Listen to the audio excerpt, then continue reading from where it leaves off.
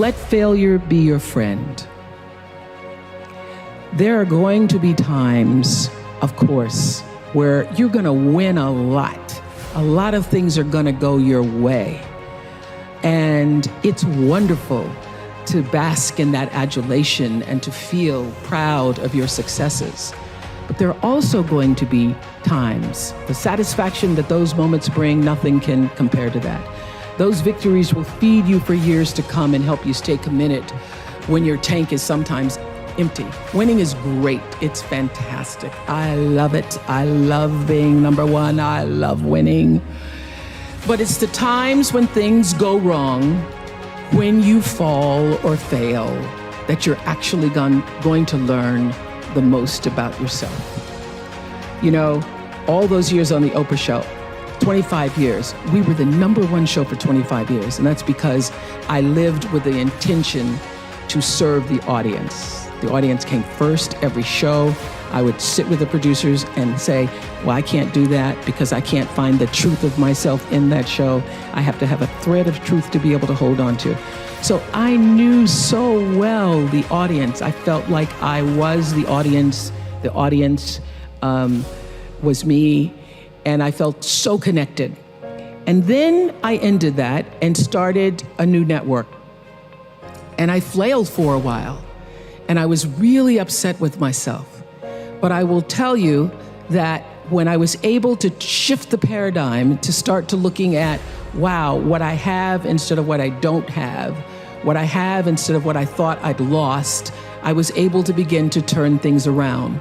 But it's those moments of uncertainty. It's the moments where, you know, all of my mistakes show up on the evening news. You can make a mistake. I can tell if I've done something wrong. It's on the CNN crawl. I can read about it.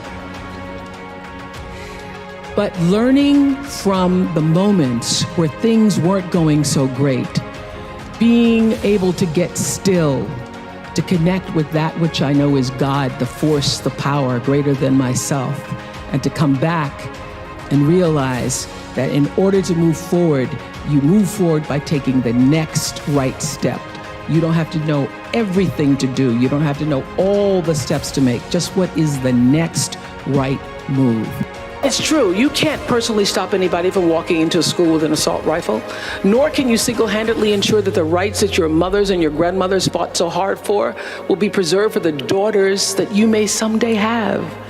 And it'll take more than you alone to pull 40 million Americans out of poverty. But who will you be if you don't care enough to try?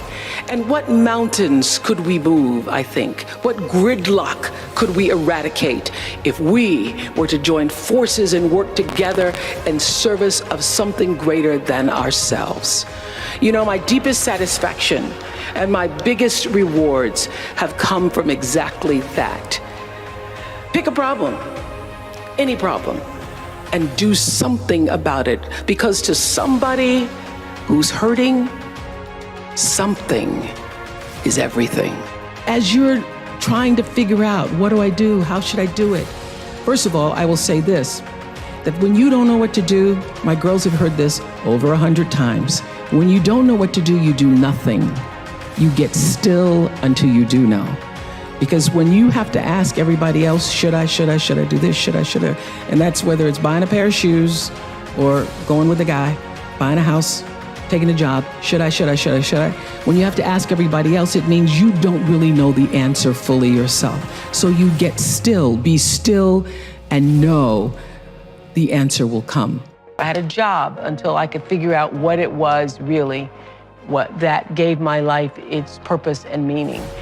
And I'd gotten demoted in my job in Baltimore as an anchor woman because as they hired me and then they decided I was the wrong color and I was the wrong size and I was the wrong, you know, I had lots of problems and they were trying to take me off the air. And I was making $22,000 a year. I thought I was in heaven because I was making my age. And my dream at the time was, Gail and I used to say, can you imagine if you're 40 and you're making 40,000? Ooh, that'd be it. So that was as big as my dream was, just to make my age. And then I did this, they put me on a talk show one morning because they didn't know what to do with me. And I was interviewing the Carvel Ice Cream Man. It was a local talk show, and Benny from, Benny, who was Mrs. Chancellor's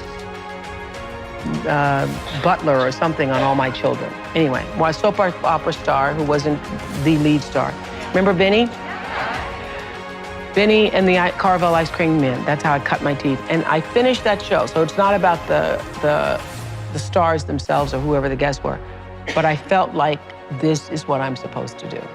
All these years I've been misplaced in news because I couldn't relate to news. I was a news reporter, and I'd be out on the stories, and I'd be crying with the people. And I felt that I was exploiting the people with news. I couldn't, put a microphone in people's face when they were going through tragedies and stuff. I just was so emotional. I was always getting little notes from my boss about, cut that out, you need to stop. So, but the moment I did that talk show, I felt like, oh, I can be myself. And that was August 14th, 1978. And that was the beginning of fulfilling the calling. And so since that time, August 14th, 1978, I've never had a problem with energy. Now, when I was working in news, I used to be exhausted all the time. Just exhausted all the time because I hated it. And the reason I didn't quit is because I'm not a quitter, number one, and because my father was like, better not quit that job. You're making $22,000 a year. Who's gonna pay a black woman $22,000 a year? You're never gonna make that kind of money again. You better save half of it. So I was reluctant to quit and think about doing something else because I thought, okay, everybody wants to be an anchor woman. At the time, that was like supposedly a big deal, being an anchor woman. So I thought, okay, I'll just stay with this until I can figure out what is the best thing to do. And interestingly enough, I was applying for what I wanted to do.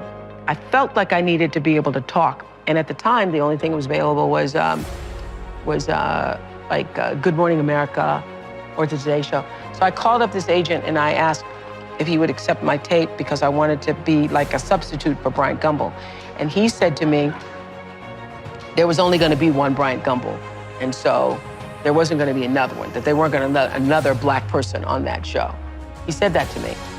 And interestingly enough, he called me last week because somebody else mentioned his name to say he never said it, but he did say it. And I said to him, you know what? If you're ever told that, you never forget it. If somebody ever says to you, if you're ever rejected in that way, you never, ever, ever forget it. I said, but it's okay.